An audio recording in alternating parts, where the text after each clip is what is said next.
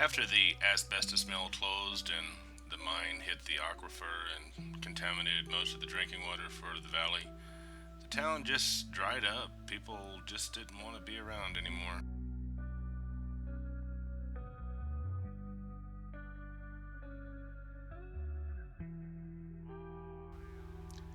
The site of the new elementary school that was going to be built provided such promise and hope, but with the hospital and elementary school and the orphanage burning down, that dashed whatever hopes the town had.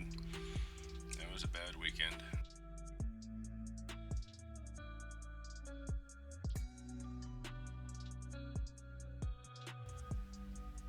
And the business that was the last glimmer of hope for the community was the co-op, and that was subsequently dashed again.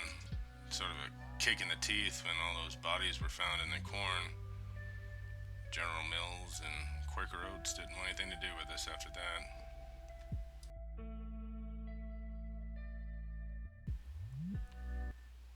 So this little bit of playing around, I guess, is what I can do, is how the same video with different music and different commentary can provide different reactions and the mood or genre or theme overall. Ironically, this is a picture of a orphanage or convalescent home that burned down outside of Goodyear, Arizona, I think in 1972 or 73. Anyway, what follows is the same video but with a different type of take on it, so stay tuned.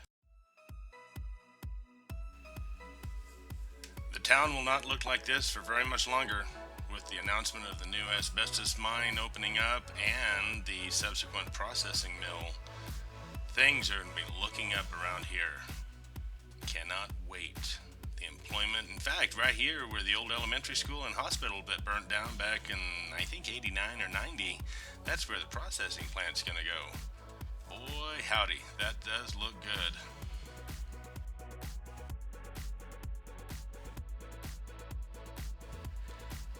And there's even talk at the last city council meeting that we might even be getting us a Kroger, or God, be still my beating heart. Walmart has even expressed interest in buying up part of the old cemetery and taking over that area. Oh my goodness, the possibilities are endless. And even General Mills has forgiven the city for the disposal of the bodies by accident. I know, silly coroner. In the grain reserves, so that contract looks like it might even be coming back as well. So things are looking up all over. It's outstanding.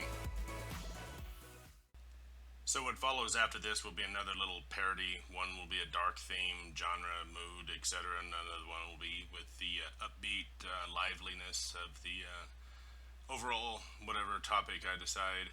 Humphrey Cornelius Montgomery has graciously given his time and talent to this little project, so we want to thank him sincerely.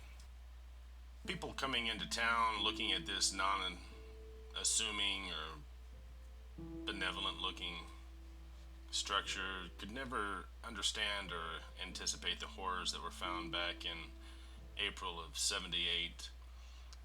It's when Betty Smith's dog came home with a femur, not a cow femur, but a human femur, and the subsequent exhumation and damn near massive graveyard of bodies that were found outside the old Holland Shed barn here put a scar on this town that still permeates the air today.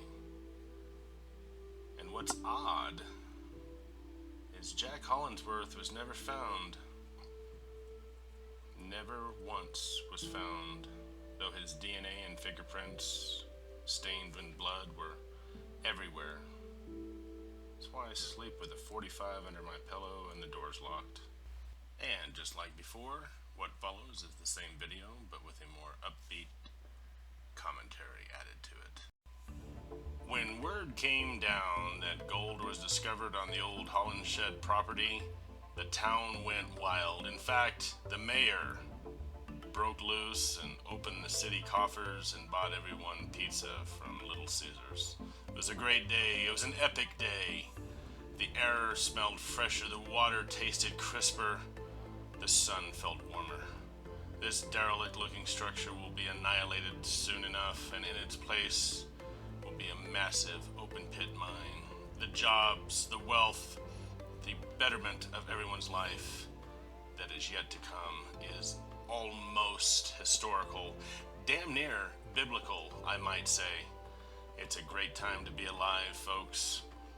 This chapter of despair and darkness will be closed soon, and we will rise up to take our place among big cities like, I don't know, Houston. And what follows is wrapping up the same protocol, little dark, foreboding commentary, and then the more upbeat style. But this here, I think, came from 2015, if I'm not mistaken, when the homeless occupied Presidio Park downtown and littered the sidewalks and public places, not only with human excrement and urine dumps, but these cardboard or plywood-like love tubes or dream pods or whatever they were called. To this day, the smell of pungent body odor, very reminiscent of old Kmart's when they would have the sandwich thing up at the front, and you'd walk in and get hit in the face like a fist with that sweaty onion smell, and it would latch onto you and never ever let go. Anyway, stay tuned, folks. Thank you. They said it had been worked out in the laboratory, and all computer models showed maximum safety and efficacy for human absorption, and that the life afterward would be spectacular and promising. All indications at the beginning showed what looked to be promising, but we were only shown a small percentage of the overall picture.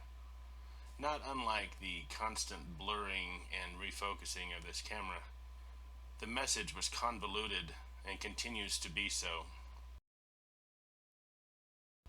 Hey, models are wrong sometimes, aren't they?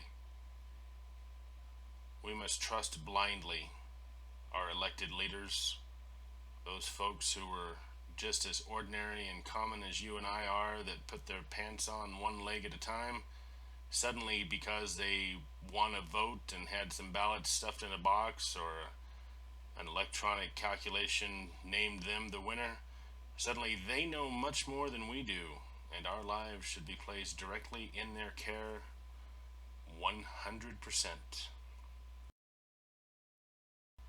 And in wrapping up and providing you the final selection, we see the happy couple putting the finishing touches on their Tucson Dream Pod. This one made out of corrugated steel with the optional and upgraded, mind you, 2.5 by 2.5 plywood door at the end. None of these provided any cross ventilation at all, and I can only imagine the intoxicating, pungent, almost bouquet-like aroma that would emanate from that structure. Because when this was taken, the temperature during the day was still about 85, 90 and didn't cool off drastically during the evening.